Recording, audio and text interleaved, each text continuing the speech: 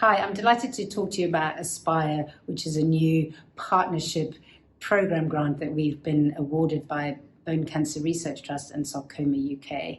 And really this is aiming to use nationally collected cancer data to identify inequalities and improve outcomes for patients. So this project started in 2019, so quite a few years ago, really on the basis that essentially all patients with cancer are registered in the National Cancer Disease Registration, and lots of information about their treatment and outcomes is also collected. And so some of that data is used routinely by trusts and the NHS to understand what's going on. But because of the complexity of sarcoma, it wasn't possible to understand what was going on. And that's because there are 100 different types of sarcoma, and they happen all over the body.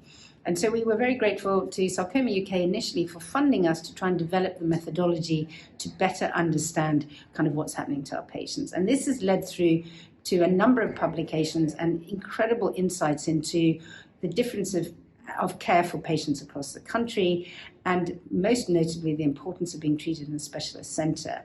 And that allowed us to show, particularly for retroperitoneal sarcoma, which is a really difficult tumour found in the abdomen, that if you get treated in a specialist centre, your chance of being alive 5 years later is 10% higher than if you're not.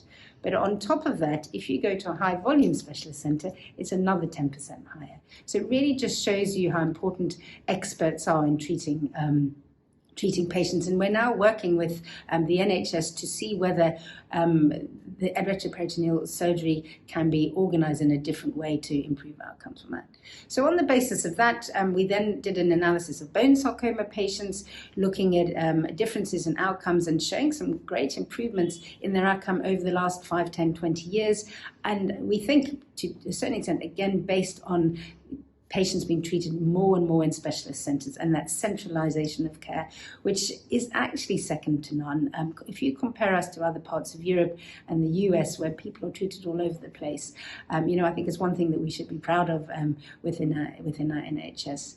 Having said that, there are clear inequalities, and there are lots of patients that are not having access to certain treatments depending on where you live or depending on what type of tumour it is. And so actually that's what this new programme grant is to understand what's happening to patients that are treated in the NHS with work streams and objectives based on a stakeholders meeting we had in July last year, bringing the whole community together. Again, patients with lived experience were front and center of this, and we had a multidisciplinary team, all different disciplines represented right across the country. So we came up with a whole lot of objectives. Number one was about early diagnosis, delays in diagnosis, and also getting to the right place.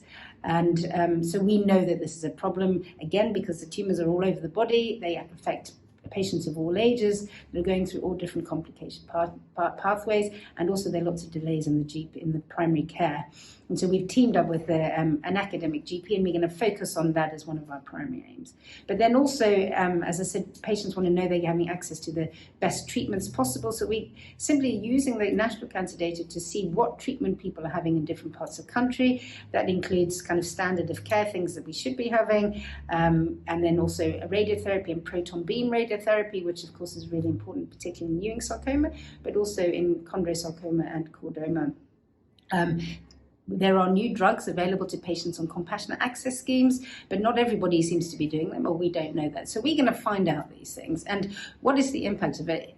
Ultimately, if we can identify inequalities in different groups, whether it's an age issue or a geographic issue or a particular sarcoma issue, then we will have that data. Then we can now then work with the NHS to kind of improve the services and kind of deliver resources in a better way.